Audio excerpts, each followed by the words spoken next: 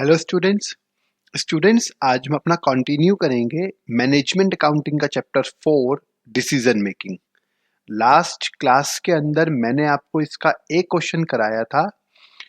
आज हम करेंगे उसके आगे के क्वेश्चनों को कंटिन्यू। तो चलिए फिर करते हैं आज की क्लास स्टार्ट।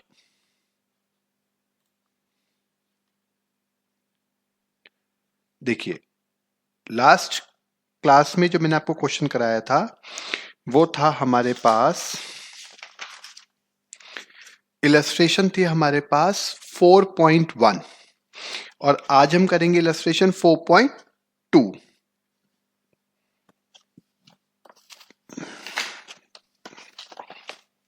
देखिए क्या कहता है क्वेश्चन, जरा पहले क्वेश्चन पढ़ते हैं। क्वेश्चन है हमारे पास, Indo British company has a capacity to produce 5000 articles. याद रखना ये हमारी कैपेसिटी टू प्रोड्यूस है, बट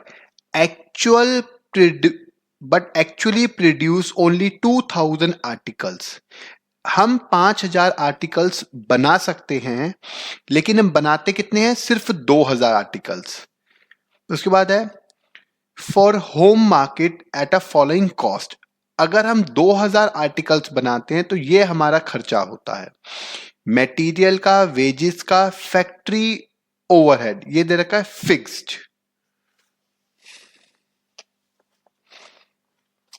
इसके बाद है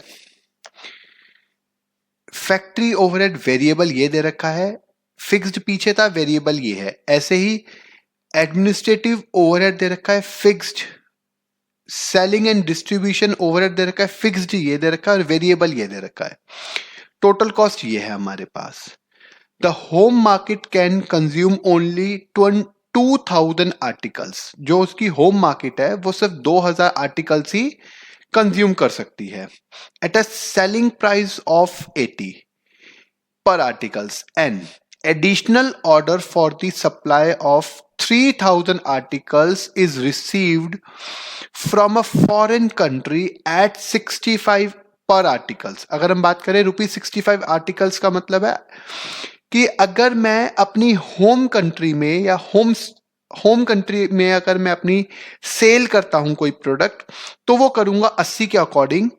लेकिन जैसे ही मैं अपनी होम मार्केट या होम कंट्री से बाहर जाऊंगा, फॉरेन मार्केट या फॉरेन कंट्री में जाऊंगा, तो मुझे बेचनी पड़ेगा वही आर्टिकल 65 में। Should this order be accepted और नॉट। तो हमें बताना है कि क्या हमें यह ऑर्डर एक्सेप्ट करना चाहिए या नहीं करना चाहिए। If exclusion of the order entail an additional packing cost of ₹3000। अगर हमें इस ऑर्डर को पैकिंग करने की कॉस्ट 3000 रुपए और फर्दर लगती है, तो बताइए कि क्या हमें इस ऑर्डर को एक्सेप्ट करना चाहिए या नहीं चाहिए। मतलब क्या हमें एडिशनल 3000 यूनिट्स को बनाना चाहिए या नहीं बनाना चाहिए। कंडीशन क्या है कि अगर मैं 3000 यूनिट्स बनाता हूं तो उसका सेलिंग प्राइस सिर्फ 65 पर आर्टिकल होगा और एडिशनल 3000 रुपए की पैकिंग कॉस्ट भी लग जाएगी। देखिए, अगर मैं होम मार्केट में बेचता हूं तो 80 रेट है, और अगर मैं होम मार्केट से बाहर चला जाता हूं, फॉरेन मार्केट में या फॉरेन कंट्री में चला जाता हूं, तो आर्टिकल रेट कम हो जाएगा। लेकिन अब यहां पर वही दिमाग लगाना है। अगर मैं 2000 यूनिट बनाता हूं तो उसके अंदर मेरी फिक्स्ड कॉस्ट जो पहले इनकर्ड हो रही थी, ये वाली भी और ये वाली भी, ये फिक्स्ड कॉस्ट ऑलरेडी इनकर्ड हो चुकी है, जो फर्दर प्रोडक्शन में नहीं होगी इनकर्ड। जरा ध्यान से समझना। मेरी फैक्ट्री है जहां पर मैं 2000 यूनिट बनाऊं या 2 लाख यूनिट बनाऊं या 5000 यूनिट बनाऊं, मेरी फैक्ट्री का जो रेंट है, मेरी लेबर की जो वेजेस है, या मेरी फैक्ट्री में जो भी फिक्स्ड एक्सपेंसेस होते हैं वो सेम रहेंगे। अगर मैं ज्यादा प्रोडक्शन करूंगा तो मेरे एक्सपेंसेस फिक्स्ड वाले तो बढ़ेंगे नहीं। तो हो सकता है कि अगर मैं ज्यादा प्रोडक्शन करूं तो मुझे प्रॉफिट और ज्यादा हो जाए। जैसे मैंने बताया था लास्ट क्लास में एग्जांपल देके, तो वही यहां पर भी हमें बोला गया है चेक करने को कि हमें क्या ये ये जो ऑर्डर है 3000 यूनिट्स का, ये एक्सेप्ट करना भी चाहिए या नहीं एक्सेप्ट करना चाहिए, तो वो देखते हैं जरा। देखिए, सबसे पहले हम बात करते हैं सिर्फ उस पार्ट की जो हमें फर्दर प्रोडक्शन में लाना है, और वो कितना है 3000 आर्टिकल्स हैं। तो यहां पे अगर हम बात करते हैं सेल की, जो हम सबसे पहले करते हैं, तो 3000 आर्टिकल्स हो जाएंगे 65 के अकॉर्डिंग। अच्छा, मैं यहां पे लिख देता हूं, ये है इलस्ट्रेशन नंबर 4.2। 3000 आर्टिकल्स हो गए 65 के अकॉर्डिंग, तो ये आ गया 1,95,000। 3000 इंटू 65 के अकॉर्डिंग 195। ठीक है, ये सेल हो गई। अब इसमें से हम माइनस कर देंगे वेरिएबल कॉस्ट। अब वेरिएबल कॉस्ट में कौन कौन सी है, जरा वेरिएबल कॉस्ट में अगर मैं देखूं तो सबसे पहले है, यहां पे ध्यान से देखेंगे, मटेरियल है, वेजेस है। या देखिए यहां पर है मटेरियल, यूनिट्स याद रखना, ये यूनिट्स है मेरे पास, ये वाली यूनिट्स है 3000। तो यहां पर आ जाएगा सबसे पहले मटेरियल,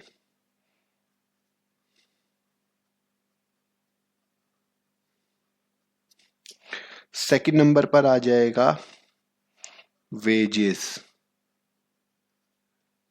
थर्ड नंबर पर आ जाएगा, यहां देखिए अगर फैक्ट्री ओवरहेड, क्योंकि फैक्ट्री ओवरहेड के अंदर मेरे वेरिएबल्स हैं, तो यहां पर आ जाएगा फैक्ट्री ओवरहेड। और फोर्थ नंबर पर है मेरे पास सेलिंग एंड डिस्ट्रीब्यूशन ओवरहेड, में भी वेरिएबल है। फोर्थ पॉइंट पर आ जाएगा सेलिंग एंड डिस्ट्रीब्यूशन ओवरहेड, ये हमें दे रखा है। ठीक है, अब यहां पर जरा ध्यान से देखेंगे एक बार इसे, थोड़ा सा दिमाग लगाना। अगर मैं 2000 यूनिट बनाता हूं तो मेरा खर्चा आता है 40,000 रुपए का। 2000 यूनिट पर 40,000 रुपए खर्चा आता है मटेरियल का। तो एक यूनिट पर कितना आया, ध्यान से देखेंगे, 40,000 रुपए खर्चा आता है जब मैं 2000 यूनिट बनाता हूं। तो 40,000 डिवाइडेड बाय 2000, समझ में आ गया। इस तरीके से मैं पर यूनिट कॉस्ट निकाल लूंगा। एक मैं आपको लिख के बता भी देता हूं, हम लिखेंगे मटेरियल के लिए 40,000 डिवाइडेड बाय 2000। तो एक यूनिट का जो खर्चा आ जाएगा वो आ जाएगा 20 रुपए का। ऐसे ही सेकंड दे रखा है 36,000 डिवाइडेड बाय 2000, तो ये खर्चा आ जाएगा 18 रुपए का। समझ में आ रहा है। फिर नेक्स्ट है 20,000 रुपए खर्चा आता है फैक्ट्री का, तो ये हो जाएगा 20,000 डिवाइडेड बाय 2000, तो ये आ जाएगा 10 रुपए का। एंड लास्ट सेलिंग का दे रखा है, सेलिंग का है 16,000 का, तो यहां हो जाएगा 16,000 डिवाइडेड बाय 2000 कर दूंगा, तो ये एट द रेट आ जाएगा 8 रुपए का। ये मेरा खर्चा आ गया वेरिएबल का। समझ में आ गया होगा कि मैंने क्या किया है। अब पर यूनिट खर्चा ये आ गया, मल्टीप्लाई बाय 3000, तो टोटल मेरा क्या आ जाएगा, वेरिएबल कॉस्ट आ जाएगा। तो 20 इंटू में 3000, तो आ जाएगा 60,000। 18 54,000, 30,000 एंड लास्ट 8 इंटू 3000 24,000। ये आ जाएगा टोटल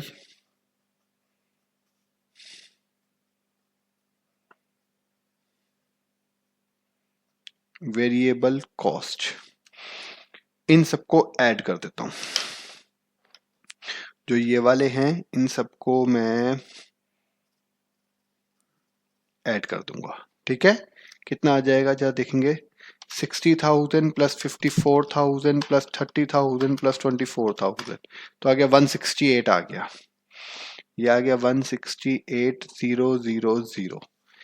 अब देखिए, अब हो सकता है आप में से कुछ बच्चों के मन में ये क्वेश्चन आया हो कि सर आपने यहाँ पे सिर्फ वेरिएबल ही क्यों ली, फिक्स्ड क्यों नहीं ली। तो एक बार मैं रिपीट कर देता हूं इस बात को कि मैं ऑलरेडी 2000 यूनिट तो बना ही रहा हूं, और उस 2000 यूनिट के अंदर जो भी मेरा फिक्स्ड एक्सपेंसेस थे वो सारे के सारे कवर हो चुके होंगे। अब जब वो फिक्स्ड एक्सपेंसेस ऑलरेडी 2000 यूनिट के टाइम पर लग चुके हैं, जब रेंट मैं 2000 यूनिट के लिए पे कर रहा हूं एज अ 12,000 रुपीज, तो 5000 के लिए भी तो 12,000 करूंगा। तो ये तो मैं एडिशनल मैन्युफैक्चरिंग कर रहा हूं, रेंट तो एडिशनल नहीं दे रहा। तो सिर्फ एडिशनल खर्चे के लिए मैं सिर्फ उन्हीं को लिखूंगा जो मेरे वेरिएबल होंगे, क्योंकि इन सब के ऊपर मुझे एडिशनल पैसा देना पड़ेगा, जबकि रेंट में या फिर जो भी मेरे फिक्स्ड एक्सपेंसेस हैं उसमें मुझे एडिशनल पैसा देने की जरूरत नहीं है। इसीलिए सिर्फ और सिर्फ ये एडिशनल सेल है। एक तरीके से ये हो गई एडिशनल सेल।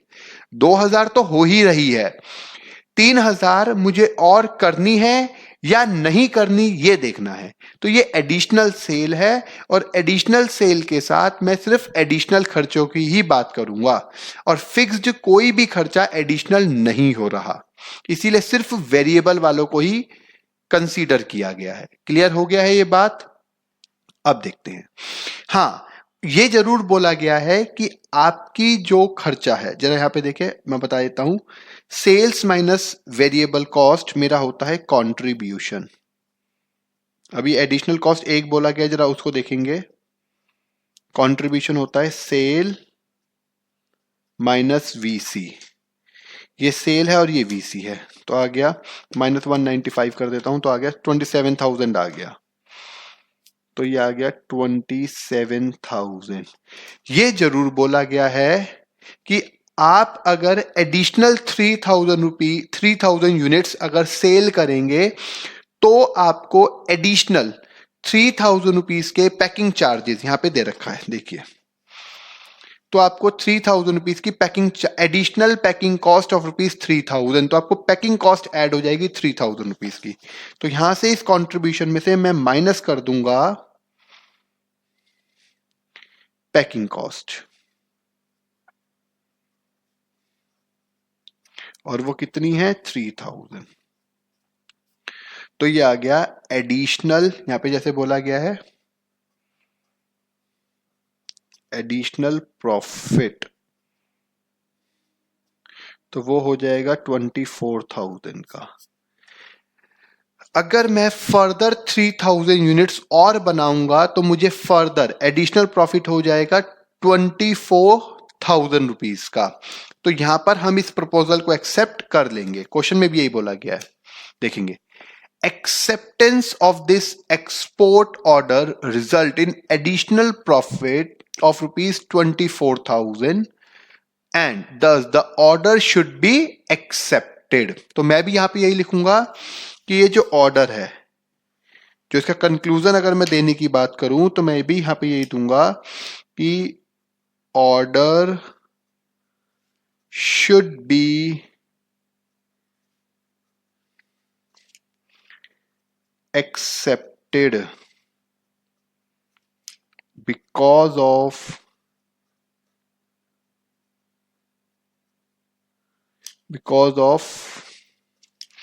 additional profit,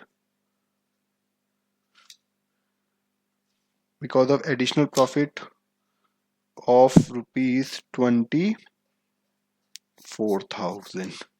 तो यहां पर यही आपको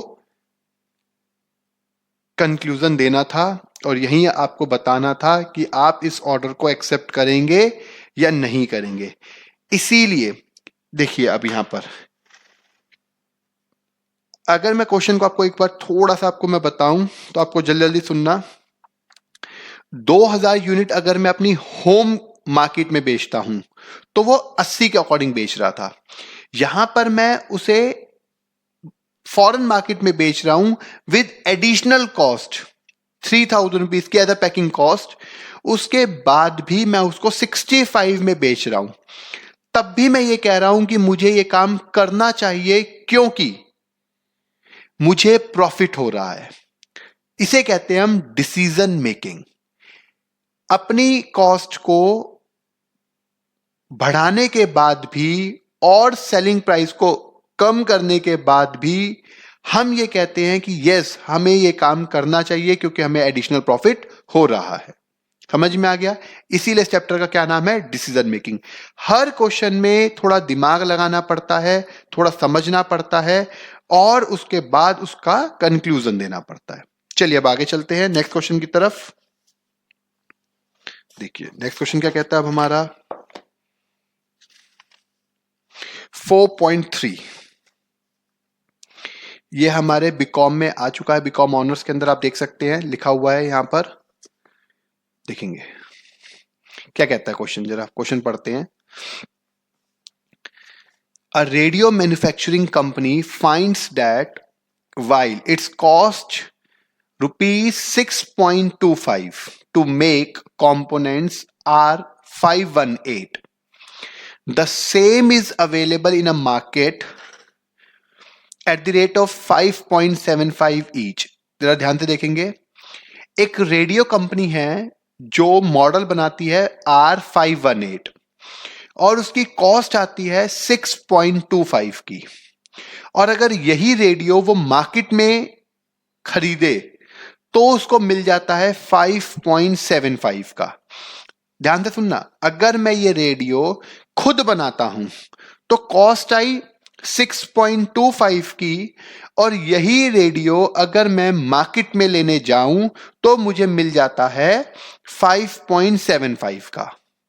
ठीक है, which and ensure to continue supply। The breakdown of the cost, ये मेरी कॉस्ट को ब्रेक डाउन किया गया। कैसे किया गया है? मटेरियल, लेबर, अदर्स वेरिएबल और डेप्रिसिएशन एंड फिक्स्ड कॉस्ट दे रखा है ये वाला। टोटल मिलाकर हो गया 6.25। अब क्या चाहता है वो हमसे, जरा वो देखेंगे।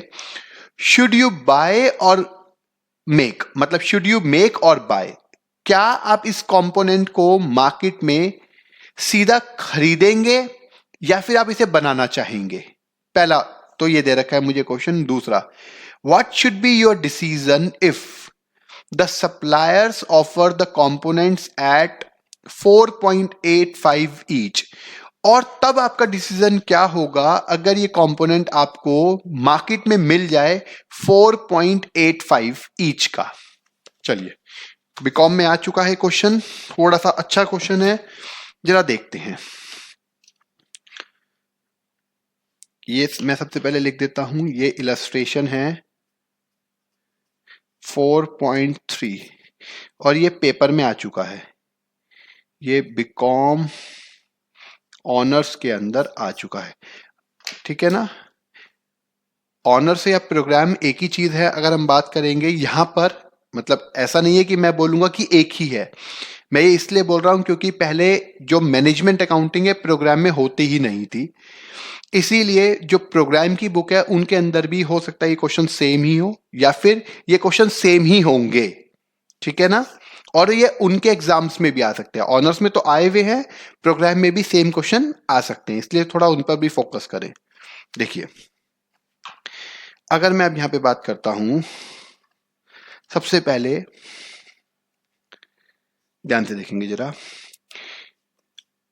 वेरिएबल कॉस्ट की पहले मैं बात करता हूं। वेरिएबल कॉस्ट में 3 पॉइंट दे रखे हैं मुझे, वो क्या क्या है और उनका क्या कॉस्ट है, जरा वो लिख लेते हैं हम लोग। वो दे रखा है मुझे material, labour and others variable, तो वो लिख लेते हैं मटेरियल,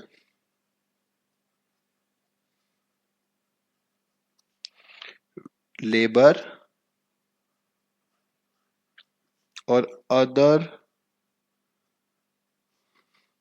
वेरिएबल। ठीक है,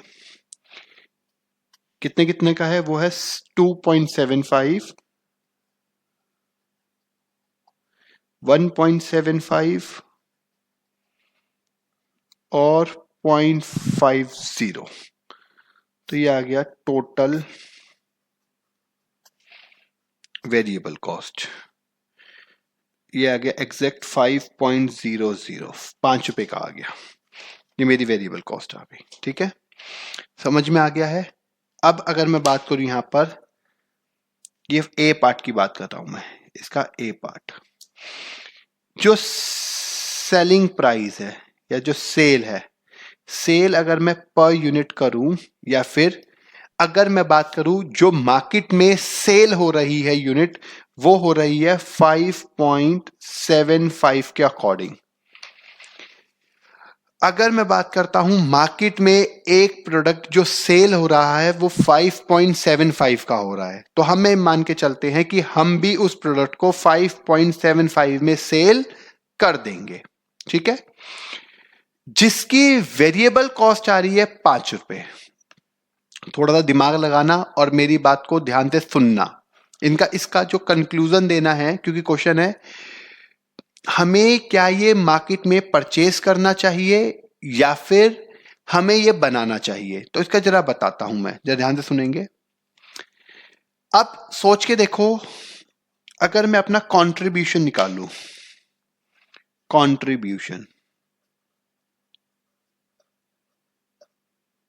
कंट्रीब्यूशन हो जाएगा सेल माइनस वीसी, तो 5.75 माइनस का 5, इसका मतलब 0.75, ये आ गया कंट्रीब्यूशन।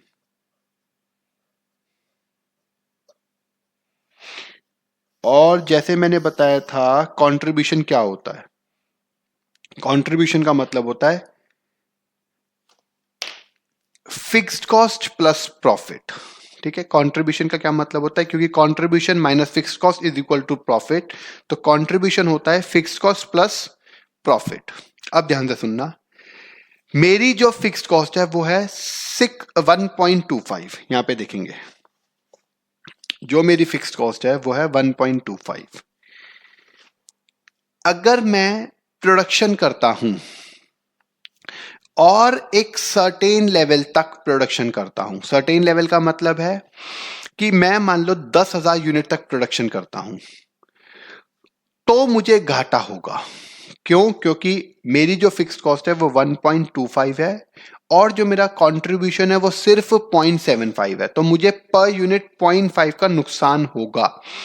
कब तक? 10,000 यूनिट तक। लेकिन जैसे ही मेरी 10,000 यूनिट तक मेरी कॉस्ट कवर हो जाएगी, मेरी कॉस्ट लग गई, अब 10,000 यूनिट तक तो मेरे को घाटा हो गया, ठीक है। 10,000 यूनिट तक मुझे घाटा हो गया। अब मैं यूनिट बना रहा हूं उससे भी ज्यादा। अगर जैसे ही मैं 10,000 यूनिट को क्रॉस करूंगा, क्योंकि मेरी फिक्स्ड कॉस्ट उस लेवल को कवर कर चुकी है, मतलब किसको? मेरी फिक्स्ड कॉस्ट को। उसके ऊपर तो फिक्स्ड कॉस्ट आएगी नहीं, उसके ऊपर तो सिर्फ वेरिएबल कॉस्ट आएगी, ये वाली कॉस्ट आएगी। तो मुझे हर यूनिट पर फायदा होने लगेगा, कितने का? 0.75 का। अगर मेरा ये लेवल, जरा ध्यान से मैं लिख देता हूं, जरा ध्यान से सुनना, ये एग्जांपल दे रहा हूं समझाने के लिए। आपने कंक्लूजन क्या देना है वो भी मैं आपको बताऊंगा, पहले जरा इसको समझ लो जो मैं समझाना चाहता हूं। मान लो मैं 10,000 यूनिट बनाता हूं, ठीक है, 10,000 यूनिट्स पर। जो मेरी फिक्स्ड कॉस्ट है वो लग जाएगी 10,000 यूनिट्स इंटू में 1.25 के अकॉर्डिंग, ये हो गया 12,500 का। और मेरा कंट्रीब्यूशन कितना था? सिर्फ और सिर्फ 0.75 का। जो मेरे पास कंट्रीब्यूशन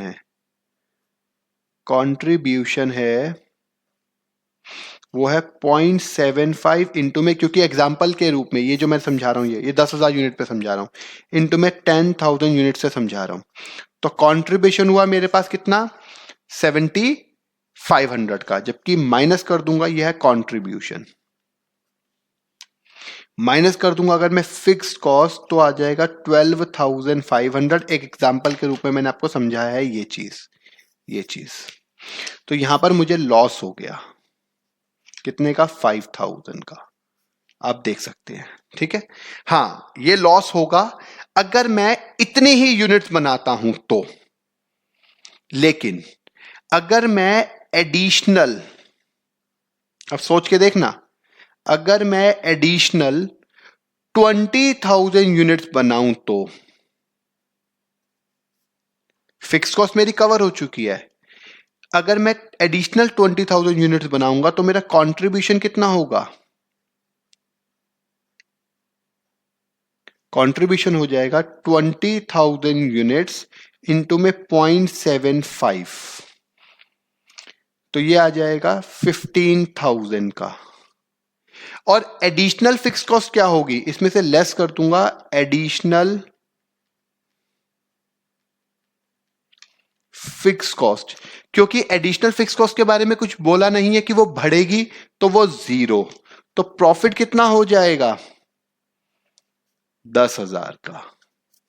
तो कंक्लूजन क्या दूंगा मैं इसका? मुझे प्रॉफिट हो सकता है 15,000 ये है, या 15,000 पूरा लिख लेता हूं, 15,000। नेट प्रॉफिट कितना हो जाएगा? नेट प्रॉफिट हो जाएगा 15,000, और माइनस का ये लॉस भी कवर हो गया, जो ये लॉस था ना, ये वाला लॉस भी कवर हो जाएगा, तो 10,000 का प्रॉफिट हो जाएगा।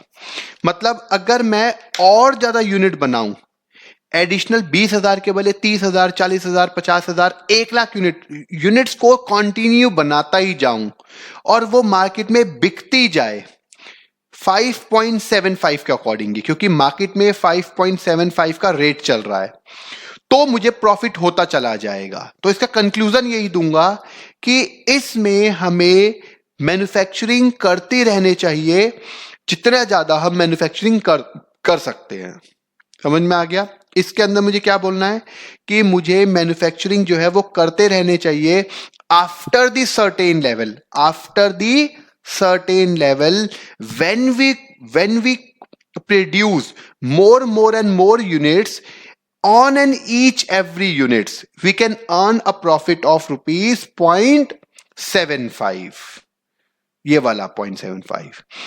तो ये हमारे को कंक्लूजन में बताना है कि हमें ज्यादा से ज्यादा यूनिट्स का प्रोडक्शन करना चाहिए, और उससे क्या होगा कि मेरी ये वाली जो लॉस है, जो स्टार्टिंग का जो लॉस है, वो भी कवर हो जाएगा और प्रॉफिट होना शुरू हो जाएगा। समझ में आ गया है? इससे क्लियर हो गया है जो मैंने आपको एग्जांपल दिया है। अब हम आगे चलते हैं, इसका बी पार्ट क्या कहता है। याद रखना, जो मेरी वेरिएबल कॉस्ट थी वो कितनी है? 5 से नीचे मुझे खर्चा नहीं पड़ सकता, क्योंकि 5 तो मेरी वेरिएबल है। पर यूनिट 5 का ही खर्चा आएगा, उसके ऊपर खर्चा नहीं आएगा अगर मैं अपने ब्रेक इवन लेवल को पार कर जाऊंगा। अब आगे चलते हैं। सेकंड पॉइंट पर उसने बोला है, ये आप लिख लेना, देखो इसकी थ्योरी भी दे रखी है क्वेश्चन में, ऐसे इसकी थ्योरी देके समझा रखा है, इसी जो मैंने आपको बताया यही समझा रखा है इन्होंने, ठीक है। सेकंड पॉइंट क्या बोल रखा है? सेकंड पॉइंट उन्होंने बोल रखा है क्वेश्चन में कि what should be your decision if the supplier offer the components of 4.85 each. अगर मुझे कंपोनेंट्स 4.85 में मिलेगा, 4.85 में, अगर मैं बी पार्ट की बात करूं, देखो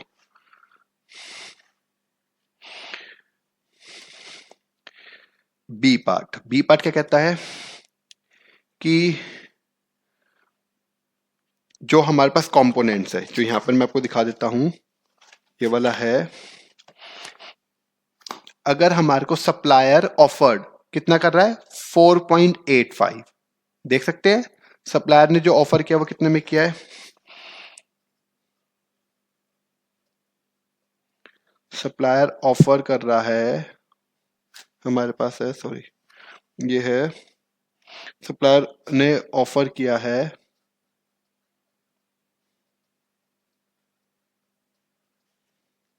4.85 में, और my variable cost is 5।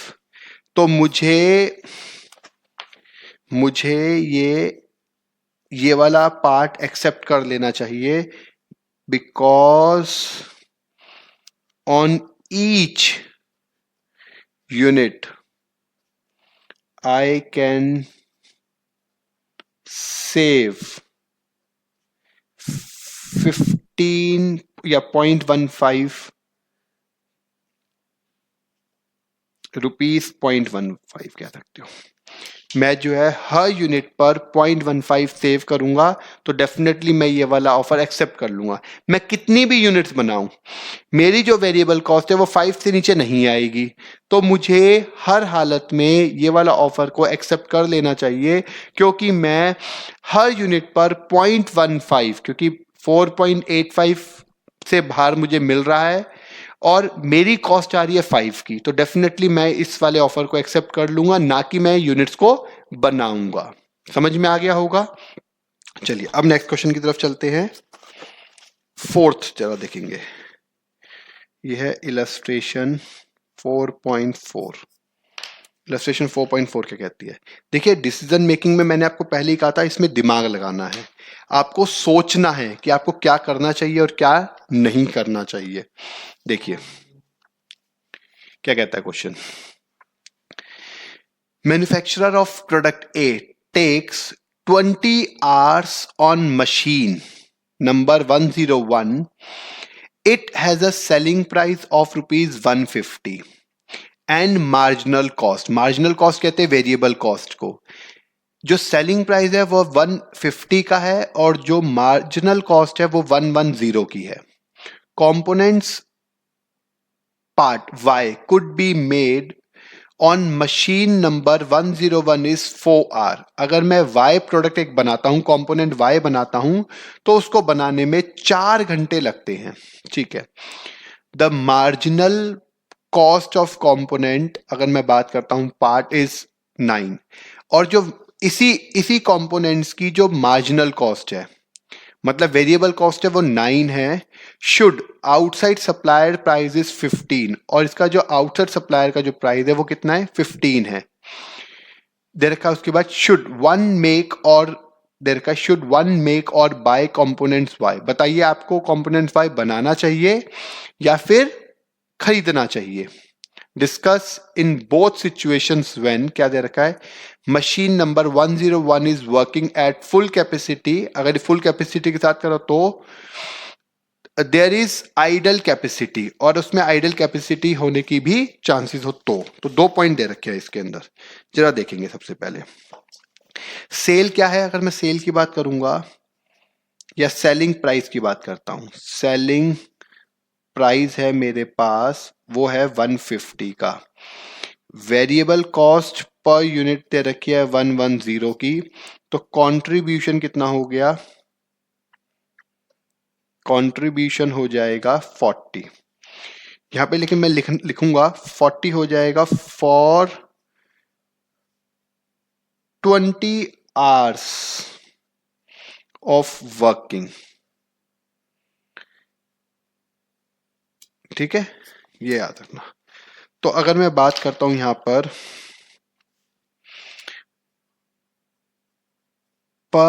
Are working cost, भाई 40 रुपए कंट्रीब्यूशन आया है, और वो 40 रुपए आया है जब मेरी मशीन 20 घंटे काम करती है। तो हर घंटे की कॉस्ट कितनी आएगी? हर घंटे की कॉस्ट आएगी 40 divided by 20, it means 2 per hour. ये समझ में आ गया है, 2 पर आवर। अब हम बात करते हैं कंपोनेंट Y की। कंपोनेंट Y को बनाने में लगते हैं 4 घंटे। तो अगर मैं बात करूंगा तो working are cost of component, यहां पे अगर हम बात करेंगे, देखिए यहां पे साफ साफ दे रखा है कि हमारे पास जो कंपोनेंट Y है, इट शुड टेक 4 hours। देखा, made by machine number 101 is 4 hours। ठीक है, तो कंपोनेंट की कितनी है? ये है मेरे पास component Y is 4 hours multiply by 2 हो जाएगा। ठीक है, 4 घंटे लगते हैं और पर आवर की कॉस्ट कितनी है? 2। तो इसका मतलब हो गया 8 रुपए कॉस्ट आ गई। और वेरिएबल कॉस्ट कितनी है? वेरिएबल कॉस्ट दे रखी है 9, तो टोटल कॉस्ट कितनी हो जाएगी? टोटल कॉस्ट हो जाएगी मेरे पास 17। टोटल कॉस्ट कितनी आ गई मेरे पास 17। ये क्लियर हो गया होगा, ठीक है, ये क्लियर हो गया है। टोटल कॉस्ट आ गई 17। अब क्वेश्चन में क्या बोला गया है? क्वेश्चन में बोला गया है कि सप्लायर इसको कितने में सप्लाई करने को रेडी है।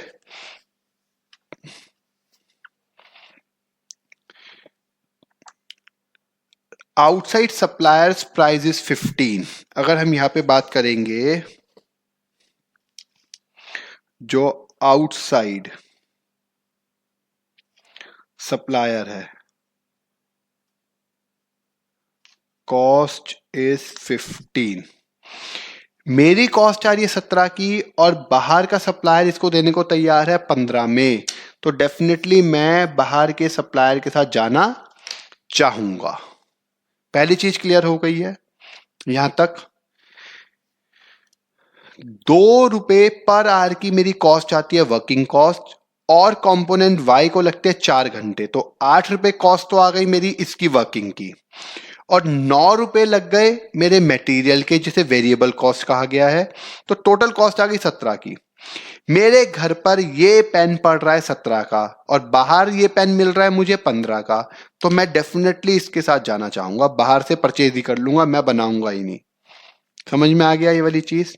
अब हम आते हैं नेक्स्ट पॉइंट पर। जरा मैं इसका एक बार आपको आंसर भी दिखा देता हूं।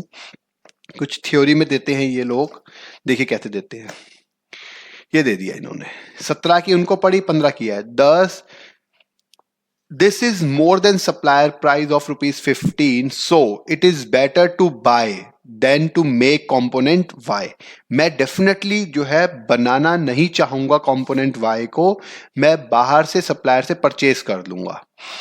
अब क्या दे रखा है? there is idle capacity। अब यहां दे रखा है, इसके लिए बड़ा सिंपल सा है, if however there is some unutilized machinery capacity then there would be no loss of contribution. तो उस केस में कोई भी कॉन्ट्रीब्यूशन का लॉस नहीं होगा। And so the cost of making components why should be only it's a variable, और सिर्फ वेरिएबल कॉस्ट ही उसकी कॉस्ट होगी, जो 9 होगी। In such case it would be economical. तो वो जो है, क्योंकि 9 रुपए कॉस्ट और बाहर मिल रही है 15 की, उस केस में अगर मेरी कोई भी मैन्युफैक्चरिंग कॉस्ट या कंपोनेंट्स की कॉस्ट नहीं लगती है कंट्रीब्यूशन के रूप में, तो मैं उस डेफिनेटली उसको बनाना चाहूंगा, ना कि बाहर से खरीदना चाहूंगा। Economical to make than product than buy it, तो हम उसको डेफिनेटली बनाना चाहेंगे, ना कि बाहर से खरीदना चाहेंगे। समझ में आ गया है? ये हमारा क्वेश्चन था, जरा क्लियर हो गया होगा। अब हम मिलेंगे इसके आगे नेक्स्ट क्लास में इसके आगे के क्वेश्चनों के साथ। यहां तक अगर किसी को कोई डाउट हो तो मेरे से डिस्कस कर सकता है। अब मिलते हैं नेक्स्ट क्लास में।